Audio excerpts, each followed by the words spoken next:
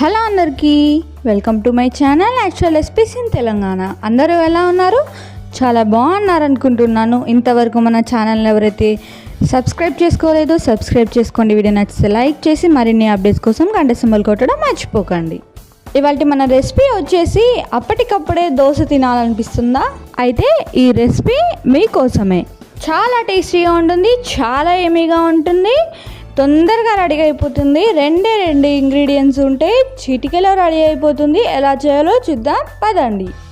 ముందుగా బియ్యాన్ని ఒక 10 నిమిషాల పాటు నానబెట్టేసుకోవాలండి. చూడండి, ఒకసారి 10 నిమిషాల పాటు నానబెట్టేసుకున్న తర్వాత వాటర్ అన్ని వడపోసేసుకోవాలి. ఇప్పుడు ఒక మిక్సీ జార్లోకి వేసేసి చాలా మెత్తగా మిక్సీ పట్టేసుకోవాలండి.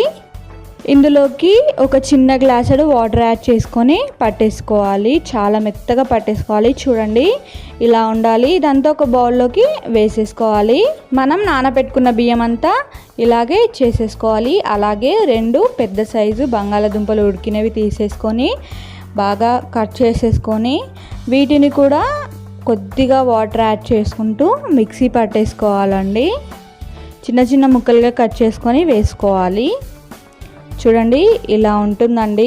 ఆలుగడ్డ మిక్సీ పట్టినాక, ఆలుగడ్డ పట్టేసుకున్నాక జిగురుగా ఉంటుందండి. ఇదంతా ఒక బౌల్లోకి వేసేసుకోవాలి. ఇందులోకి సన్నగా కట్ చేసుకున్న కళ్యామాకు, పచ్చిమిర్చి, అలాగే ఉల్లిగడ్డ వేసేసుకోవాలి. ఇందులోకి రుచికి సరిపడా ఉప్పు వేసేసుకొని బాగా కలిపేసుకోవాలి. మనం కలుపుతున్నప్పుడు కొద్దిగా చూసుకుంటూ కలపాలి, ఎందుకంటే అది మొత్తం మిక్స్ అయిందో లేదో మనకు తెలియాలి కదా. ఆలుగడ్డ పేస్టును అలాగే బియ్యం పేస్ట్ మొత్తం బాగా కలవాలండి. మనం కలిసిపోయింది అనుకుంటాము, కానీ అది అసలే కలవదు. కొద్దిగా చూసుకుంటూ కలిపేసుకోవాలి. ఒక 5 మినిట్స్ పాటు కలుపుకోవాలి. నెక్స్ట్ ఏ రెసిపీ కావాలో కామెంట్ చేయడం మర్చిపోకండి. మీరు కామెంట్ చేస్తే నేను తప్పకుండా రెసిపీని ట్రై చేసి మన ఛానల్లో పోస్ట్ చేస్తాను.